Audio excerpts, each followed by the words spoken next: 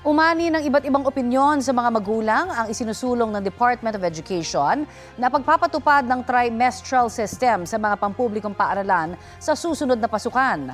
Balitang hatid ni Bea Pinlac. Simula pa lang ang fourth quarter sa paaralan ng grade 6 student na si Crystalline.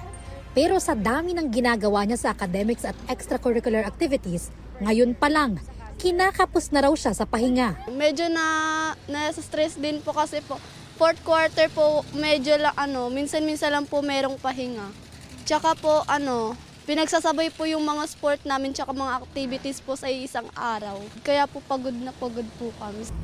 Kaya kung si Crystalline ang tatanungin, okay sa kanya ang plano ng DepEd na magpatupad ng trimestral system sa mga pampublikong paaralan simula sa susunod na school year.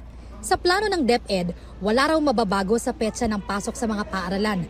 201 school days pa rin mula Hunyo hanggang Marso. Hahatiin lang ito sa 3 bahagi base sa panukala ng DepEd. Kasi napansin namin, parang ang daming ginagawa sa short period of time and walang oras, parang nagko-compete yung mga activities nila. So dun sa trimester, meron tayong oras para sa lahat mga aktibidades nila. And meaning there's an opening time. Each trimester will be about 50 to 61 days. Wala raw babaguhin sa curriculum at subjects, pero babawasan daw ang mga aktibidad na umaagaw sa aktwal na pagtuturo ng leksyon na ayon sa pinakahuling EDCOM review ay tulad ng pagdalo sa National Schools Press Conference, palarong pambansa at National Festival of Talents. Tapos iiwasan na natin yung masyadong magpa-participate sa mga during that time, dapat ang focus talaga is academic. Overburden yung teachers, there's too many activities, there's too many missed days, too many overlapping activities during the school year. Sabi ng DepEd, nakonsulta na nila ang iba't ibang stakeholder tungkol dito. Approve din sa plano ng DepEd ang ilang magulang na nakausap namin. Siyempre, pabor kami, magulang, kung din yun, iwas sa pagod. Siyempre, pagod.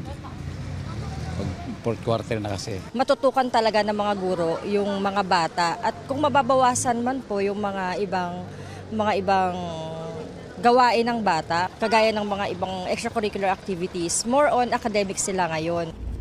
May pangamba naman ang ilan sa planong bawasan ng activities ng mga bata na labas sa academics.